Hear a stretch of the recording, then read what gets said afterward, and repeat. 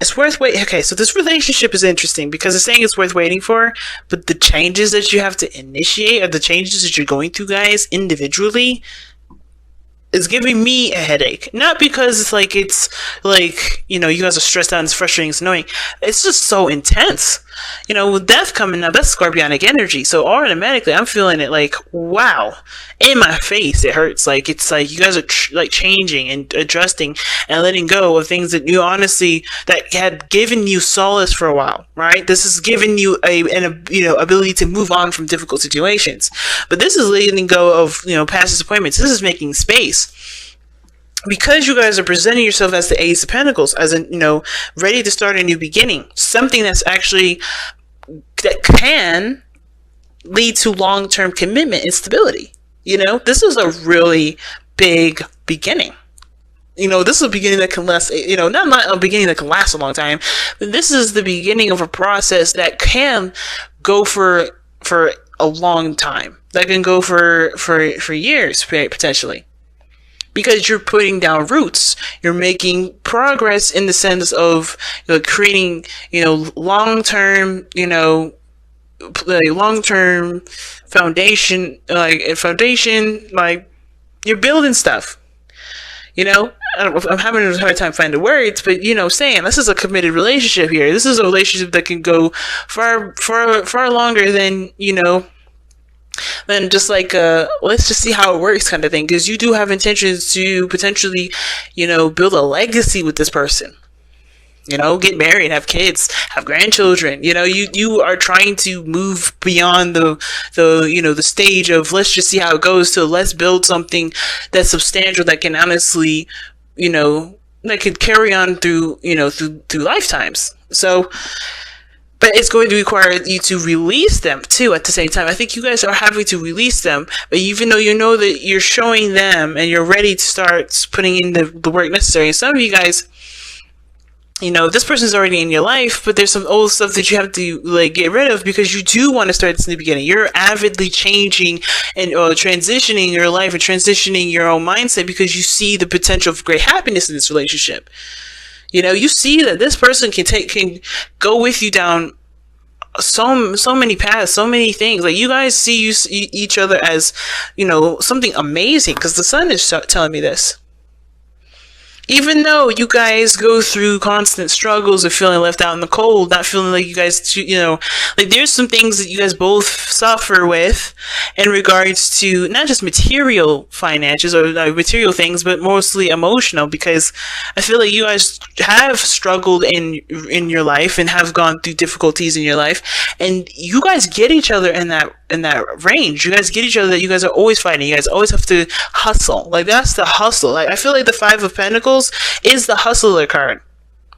You are hustling here, and not in the sense of like, just trying to make a buck or anything. You guys are trying to survive, and I think you guys understand each other in that regard, right? You guys are trying to survive, but at the same time, I feel like you guys have had instances in your lives where you guys never felt like anybody really got you, and you felt like you've always kind of felt left out in the cold because people didn't spend enough time with you to really see how you were. Nobody really kind of got close enough to you. Nobody could commit long enough to really see that side of you that you don't really let other people see. That vulnerable side, that side that shows that pain, that shows the struggle.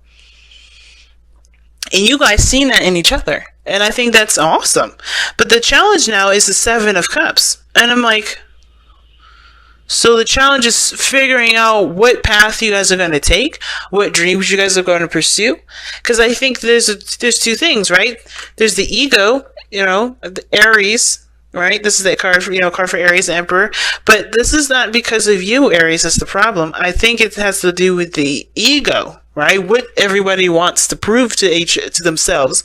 I think everybody's stubborn, and I think that's why death is coming up for you, because I think you guys know that in order for there to be, anything with you and this person, you have to let go of that egotistical part that's, that wants to stay the same, that wants to keep things the way they've always been.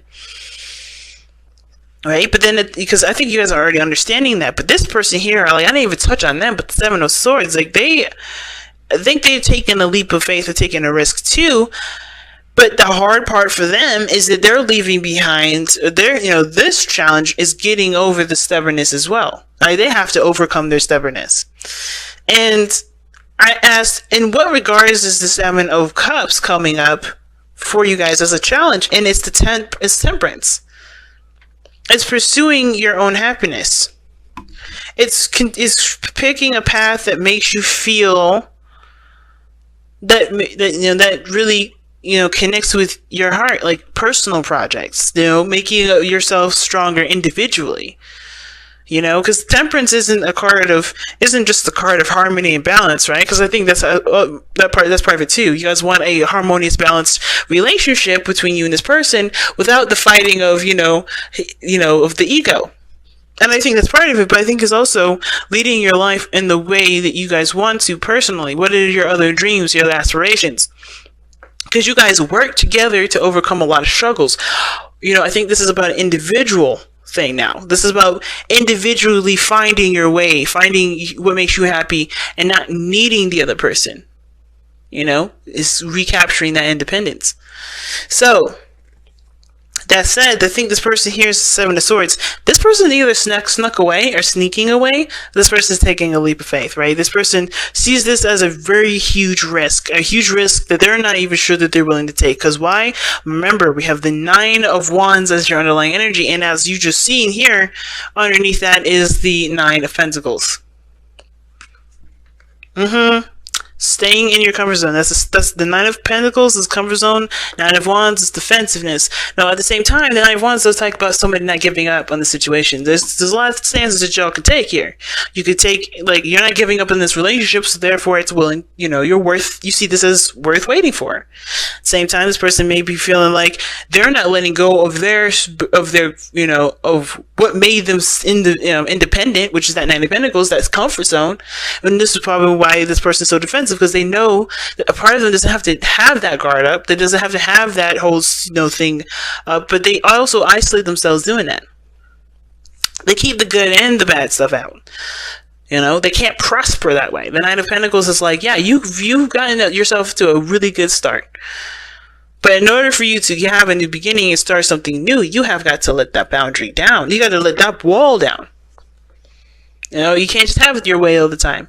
And it's not a bad thing to have it your way, but there is a need to compromise here.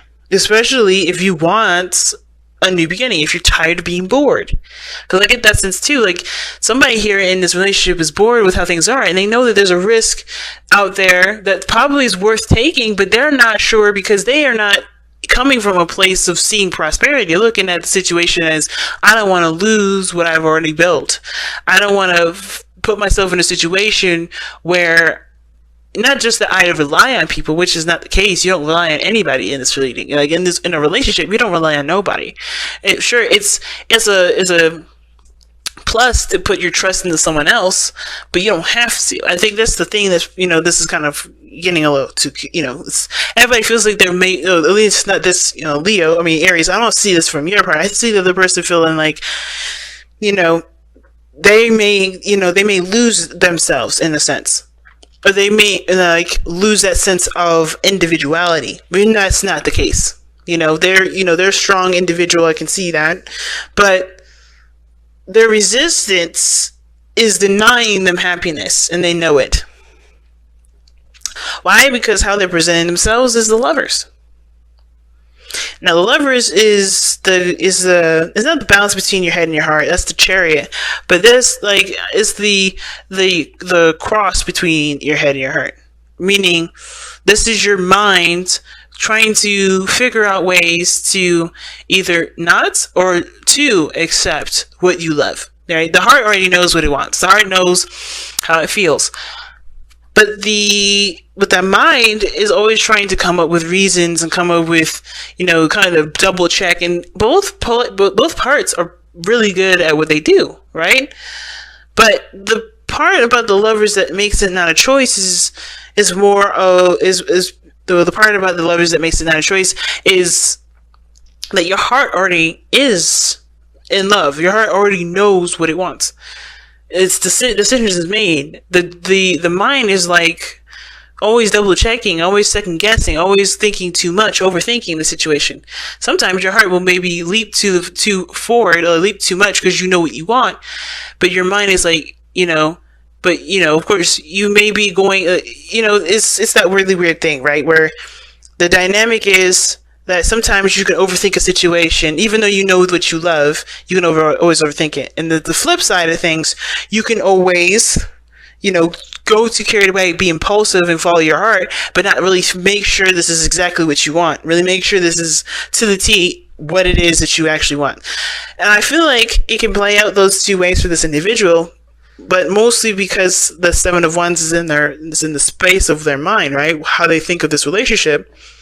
Their mind is really, keeping them from really allowing themselves to love, allowing themselves to be open like that. So this person has to trust themselves being in love, being in a relationship. And the lovers can indicate that there's a distance too. So either you guys are together right now, or are physically separated, or have a distance between you and them. Like this person has to just, overcome the resistance to this relationship that makes them fear losing their independence, losing their individuality, losing their sense of self. You may be dealing with another Aries, but I just feel like this person is dodging it. But they know this is something that that they can't truly tell if it's worth the effort. The Seven of Cups rather, does indicate that things can look a little too good to be true. But that is, it's too hard to tell from at a distance. You kind of have to just kind of take the leap of faith to see how it goes. The reason why they're showing up as the lovers, and the reason why they're thinking the way they think with the Seven of Swords is the world. Unfinished business. Things are not done. Things are not over. They're holding up their wall like, no way, we're not giving up yet. But at the same time, they're still sticking around. Like if they were truly done, they would be done. But they keep coming up in this reading. They reappear. They still talk to you. They still communicate. There's something here that's a sign that still shows that they're still around. They're not completely gone. And I feel like it's just like they have gone through some difficulties too. You guys remember, what brought you two together was a difficult situation. The Five of Pentacles. Five of Pentacles shows that. And I feel like this person is dealing with the aftermath of that, right? They're having to learn to trust again, to be vulnerable again. They feel like, they're having to kind of, take that risk with love again. And that's scary for them. It's hard. They build up defenses to protect themselves. And it's surrounded by, their ideals, their principles.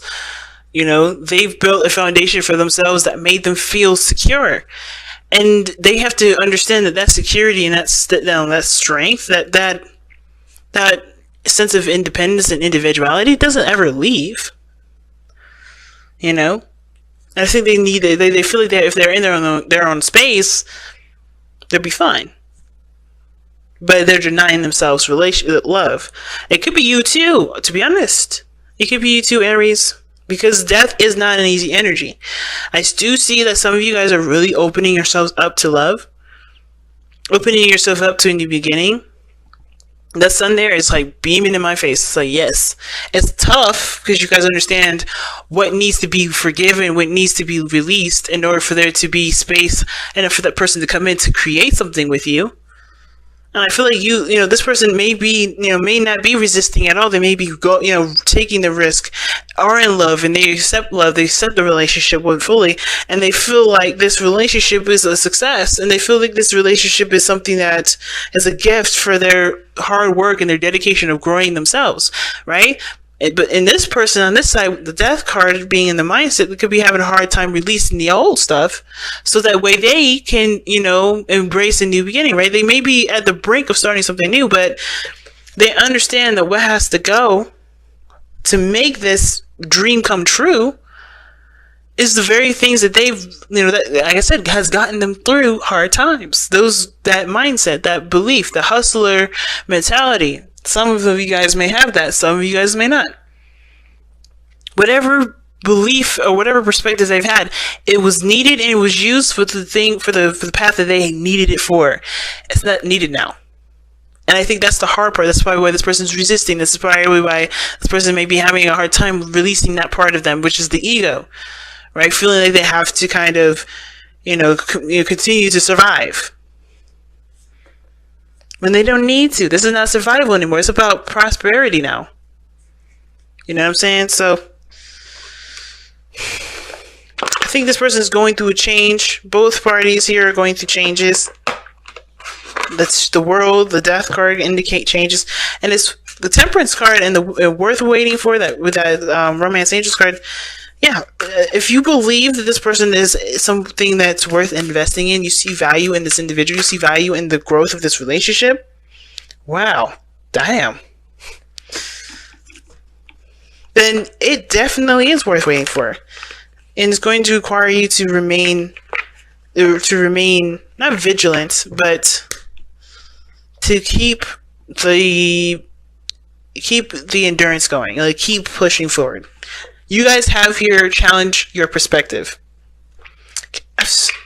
Okay, rarely see that card, That's awesome. Let me go ahead and see what it says here.